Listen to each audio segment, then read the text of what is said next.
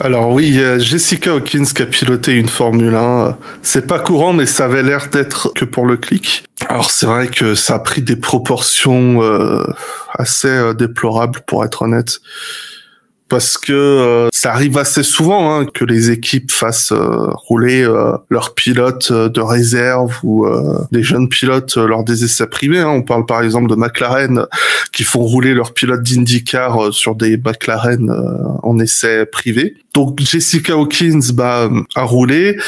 Ça a fait des gros titres. Première femme à prendre le volant depuis 5 ans, qui disait, parce que la dernière fois qu'une femme a roulé dans une F1, c'était Tatiana Calderon au Paul Ricard en 2019. Donc 2023 moins 2019, ça fait 5. Attends, répète, j'étais en train de lire un truc en même temps. Non, c'est pas grave, je me moquais des médias qui savent pas faire leur recherche. Quel genre de médias que je les retire de ma liste? Ouais, tous en vrai, tous, je crois.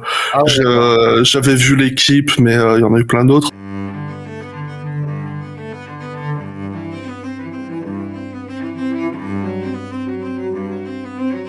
« 26 tours de test, une première pour une femme depuis 2018.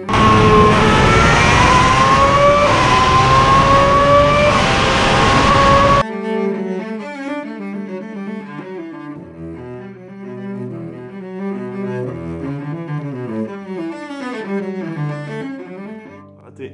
C'était nul. Merci. Mais évidemment, dans les commentaires, de toute façon, ça pourra pas être pire que Stroll, / ok, c'est quoi les temps autour?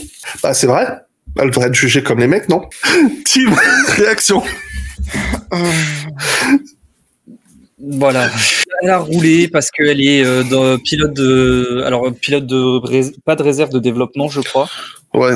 Et c'est plus une récompense pour service rendu à l'équipe et pour le travail qu'elle fournit, plus que des véritables tests pour son potentiel ou son niveau ou quoi. Il y en a tout le temps des coups comme ça. Donc voilà, c'est juste que là ça a été médiatisé parce que c'est une femme qui a roulé en Formule 1 et c'est très bien que ce soit médiatisé parce que ça permet de montrer que il y a des femmes qui roulent en Formule 1, très rare, mais il y en a. Les temps autour, comment elle a roulé, on s'en tamponne le fion comme pas possible. C'est clairement pas le but qu'elle soit compétitive. Il y a très certainement eu de l'acquisition de données d'une façon ou d'une autre ou quelque chose dans cet esprit-là, mais c'était aussi et surtout, je pense, un moyen de la récompenser pour tout ce qu'elle fait au sein de l'équipe. Forcément, après, les médias ont pris le truc et je tiens quand même à signaler que entre le jour du roulage et le jour où ça a explosé sur les réseaux sociaux, il y a 3-4 jours, je crois, de délai. Une semaine, je crois. Même. Mais après, c'est Aston Martin qui a mis longtemps à communiquer. Mais parce que justement, si ça avait été, je pense, si important ou si sportif, ils auraient communiqué à l'instant T. Roulé aussi. Oui, parce que Drugovich a roulé aussi. Ils auraient communiqué à l'instant T. Là, ils ont communiqué en retard, entre guillemets, parce que il y avait pas d'actu, pas d'infos, il n'y avait pas de week-end de Formule 1 et que ça leur permettait de faire un petit coup de com qui au final s'est avéré être un gros coup de com, pas forcément positif, mais bon, communication, il n'y a pas forcément de mauvais buzz. Et donc voilà, ça leur a permis de parler d'eux et de faire ça dans une semaine où il n'y avait pas grand-chose à dire. Mais c'est pas pour autant que c'est uniquement pour la com et que sinon ils n'auraient pas fait rouler Drugovich si c'était uniquement pour la com. Ou ils auraient fait rouler une autre femme aussi, ou ils auraient trouvé un truc à faire, ou d'autres équipes l'auraient fait. Le concept même de ce comportement, alors c'est quoi les temps autour? C'est que c'est la première fois qu'elle roule dans une F1. La dernière fois qu'elle a roulé, ça devait être en W Series, je crois, et bon, on parle d'un niveau F. C'était des F3, je crois, des anciennes F3 en plus, si je dis pas de bêtises. Non, les W Series, c'était des formules régionales. Ah oui, des Freca, des Freca ou des Formule 4. Alors effectivement, on peut critiquer la pilote sur plein d'aspects, notamment le fait qu'elle ne sache pas comment s'asseoir dans la voiture. Moi, je sais pas. Est-ce que vous, à votre place, vous sauriez tout de suite comment s'asseoir dans une F1? Bon, pas de bol, elle s'est assise sur le halo. Bon, ça arrive à tout le monde. Pour l'illustration, elle est très belle, cette Aston Martin. Il y a cet aspect effectivement un peu déplorable de demander les temps autour parce que c'est la première fois qu'elle roule dans une F1. La dernière fois qu'elle a roulé, c'était clairement pas dans un truc de niveau F1. En plus, elle a fait 26 tours à Budapest, donc très peu de kilomètres. Quand tu sais que c'est une vieille F1, quand ils font rouler des jeunes pilotes, ils optimisent pas le setup, les ingénieurs.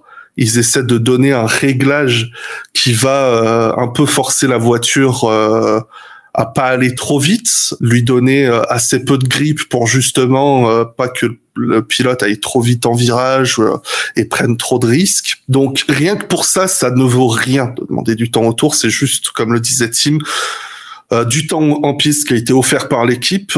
Qui plus est, Jessica Hawkins, un truc qu'il faut dire, elle est pilote de développement, mais elle est chez Aston depuis 3 ans, je crois.